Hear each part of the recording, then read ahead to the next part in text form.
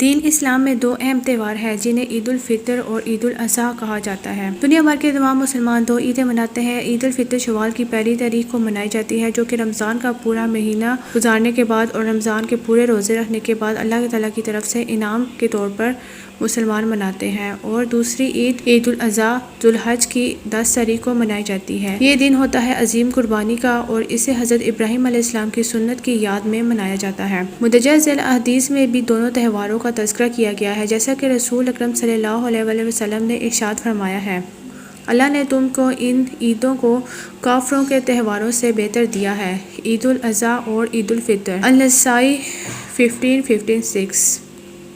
ہمارے نبی اکرم صلی اللہ علیہ وسلم نے عید الاضحیٰ اور عید الفطر کے روزے رکھنے سے سختی سے منع فرمایا ہے، جیسا کہ مندرجہ ذیل احادیث میں مذکور ہے کہ عید الفطر اور عید الاضحیٰ کے 2 دنوں میں روزے رکھنا جائز نہیں۔ یہ حدیث صحیح بخاری 1995 میں موجود ہے۔ حضرت ابراہیم علیہ السلام نے خواب دیکھا ہے کہ وہ اپنے بیٹے حضرت اسماعیل علیہ السلام کو اللہ کی رضا اور اللہ کی راہ میں قربان کر دیتے ہیں۔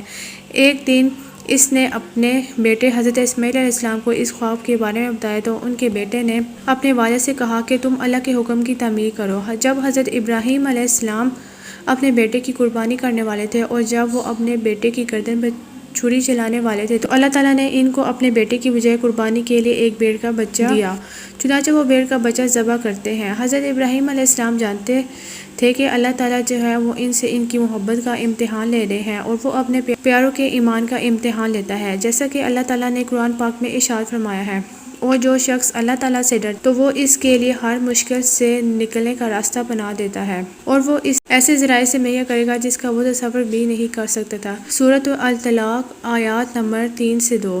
جانوروں کو ذبح کرنے کے اس عمل کو اسلام میں قربانی کہا جاتا ہے۔ مسلمان اس دن حضرت ابراہیم علیہ السلام کی یاد میں قربانی کرتے ہیں، اور اس دن کو عید الاضحیٰ کا دن کہا جاتا ہے۔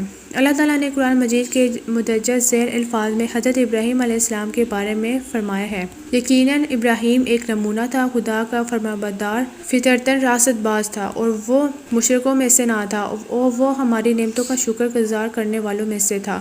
ہم نے اسے منتخب کیا اور اسے سیدھی راہ پر چلا دیا، ہم نے اسے دنیا میں بھی بھلائی عطا فرمائی اور آخرت میں بھی، یقیناً وہ نیک لوگوں میں اس کا شمار کیا جائے گا۔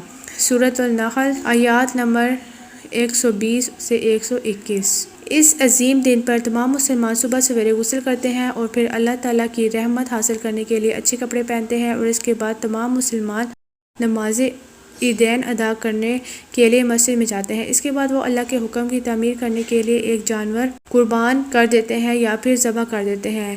ان قربانی کے جانور کے گوشت کو 3 برابر حصوں میں تقسیم کیا جاتا ہے، 1/3 مالک کے گھر والوں کے لیے، 1/3 دوستوں کے لیے، اور باقی ضرورت مندوں کے لیے تقسیم کیا جاتا ہے، جیسے کہ اس آیات میں موجود ہے۔ اللہ تک نہ ان کا گوشت پہنچے گا اور نہ ان کا خون، لیکن جو چیز اللہ تک پہنچتی ہے وہ ہے تمہاری طرف سے تقویٰ۔ سورۃ الحج۔ بہت سے لوگ قربانی کے عمل یعنی کہ قربانی کو غلط سمجھتے ہیں۔ اللہ کو گوشت اور خون کی ضرورت نہیں، اللہ کو کسی قسم کی عبادت کی ضرورت نہیں، اللہ صرف ہماری مہربانی، تقویٰ، صدقہ اور دوسروں سے محبت کو دیکھتا ہے۔ قربانی کا جانور حلال رقم سے خریدنا چاہیے، دولت اسلامی طریقے سے کمائی جائے، تب ہی مسلمان اس حلال رقم سے جانور خرید سکتا ہے۔ جانور گائے، بکری، اونٹ، بیل یا بھیڑ ہو سکتے ہیں۔ جانور کی صحت اچھی ہو، ہر قسم کے زخم اور بیماری سے پاک ہونا ضروری ہے، اور مسلمانوں کو ایسے جانور کو ترجیح دینی چاہیے جو بظاہر بالکل درست نظر آئے اور صحت مند نظر آئے۔